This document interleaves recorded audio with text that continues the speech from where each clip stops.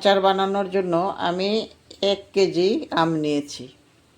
তো আমগুলোকে আমি প্রথমে ধুয়ে নিয়ে এসেছি, কারণ আমটা যখন কাটবো তারপরে আর একটুকু জল ছোঁয়াবো না। জলে যদি দিই তারপরে কি হয়, আমটা নষ্ট হয়ে যায়, আচারগুলো নষ্ট হয়ে যায়।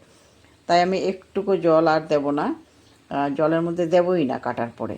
আমি প্রথমে এগুলোকে ধুয়ে নিয়েছি। তো এখন আমি কি করব, এগুলোকে পিস পিস করব। তো কীভাবে পিস করছি এটা দেখাচ্ছি তোমাদেরকে।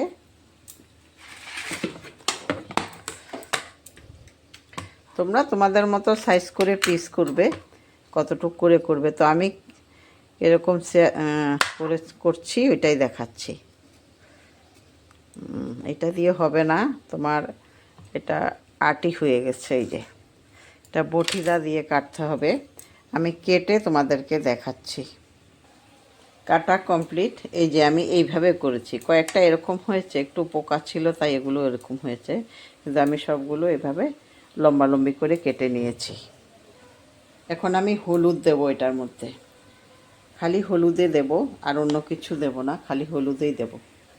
হলুদ দিয়ে হলুদটা মিশিয়ে নিয়ে তারপরে আমি রোদ্রে দিয়ে দেব। একদিন পুরো রোদ্রে দেব। রোদ্রে দিলে কি হয়, যদিও জল থাকে এটার মধ্যে, তাহলে জলটা টেনে যাবে আর তোমার আচারটা চট করে নষ্ট হয় না। তো আমি এগুলাকে এখন রোদ্রে শুকিয়ে দেব। আচারের জন্য এখন আমি মশলাগুলো তৈরি করে নেব। তো মশলাগুলো আমি একটু গরম করে নিতে হবে।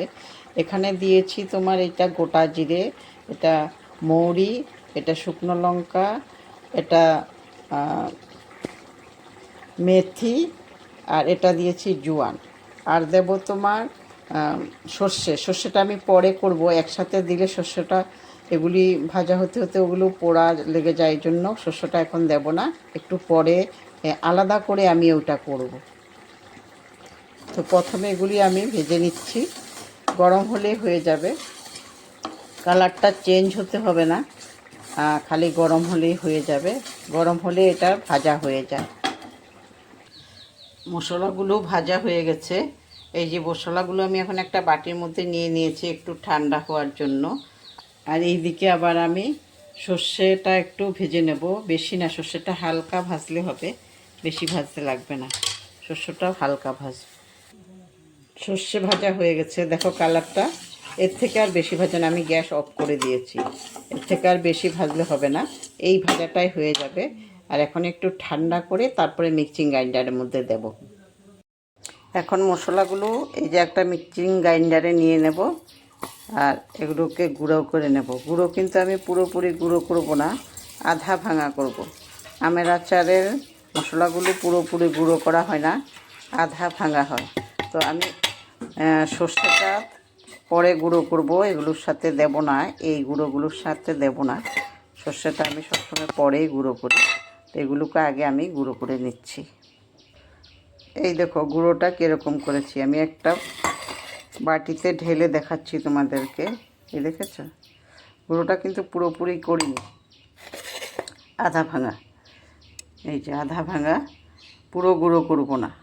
আমের আচারের গুঁড়োগুলো, মশলা গুঁড়ো পুরো গুঁড়ো করা হয় না, এইভাবে গুঁড়ো করতে হয়।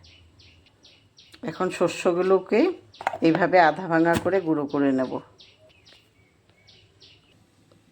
এই যে আমগুলো আমি এই যে এরকম তোমার শুকিয়েছি, এরকম শুকালেই হয়ে যায়। মানে জলটা যদি টেনে যায় তাহলে তোমার নষ্ট হওয়ার ভাবটা কম থাকে, নষ্টটা কম হবে, এই জন্য একটু রোদ্রে দিয়ে নিলেই ভালো হয়। তেল গরম হয়ে গেছে, তো তেলের মধ্যে আমি এখন একটু প্রথমে পাঁচফোড়নটা দিয়ে নিচ্ছি, তারপরে আমি মশলাগুলো দিয়ে দেব। আগুনটা একদম কম দিয়েছি, গ্যাসের ফ্লেমটা একদম কম আছে।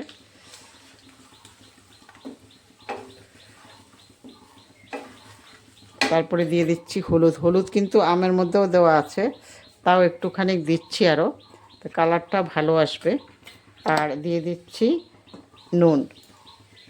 নুন আগে আমি একদম দিইনি, আমের মধ্যে যখন আমি আম রোদ্রে দিয়েছিলাম তখন নুন দিইনি, তো এখন আমি নুনটা দিয়ে দিচ্ছি। নুনটা একটু বেশিই দেব, আচারের নুনটা একটু বেশিই লাগে।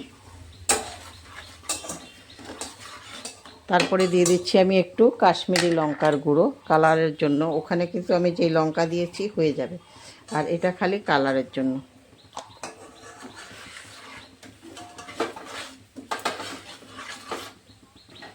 এখন আমি আমগুলো দিয়ে দিচ্ছি। আমগুলো দিয়েও একটু আমি ভালো করে মিশিয়ে নেব প্রথমে। এখন দিয়ে দেব আমি চিনি। চিনিটা একটু গলবে, তারপরে দেব ভিনিগার। হয়ে গেছে, এখন আমি ভিনিগার দিয়ে দিলেই হয়ে যাবে। এই দেখো কীরকম হয়েছে। আমি আবার ঠান্ডা করেও দেখাবো তোমাদেরকে।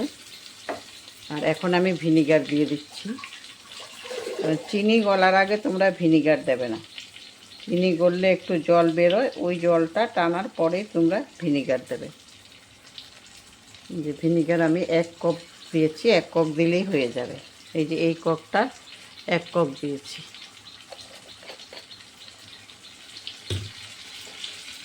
ভিনিগার দিয়ে একটু মিশিয়ে নিচ্ছি।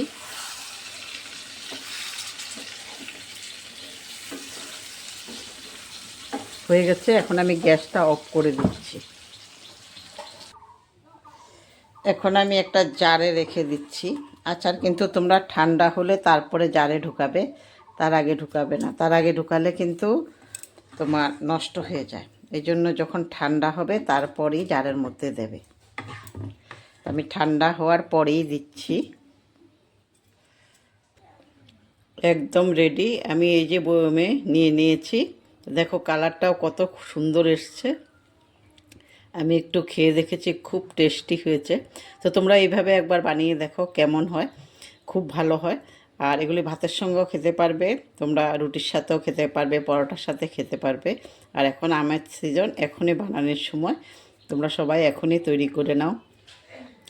আর সম্পূর্ণ ভিডিওটা দেখার জন্য তোমাদেরকে অনেক অনেক ধন্যবাদ।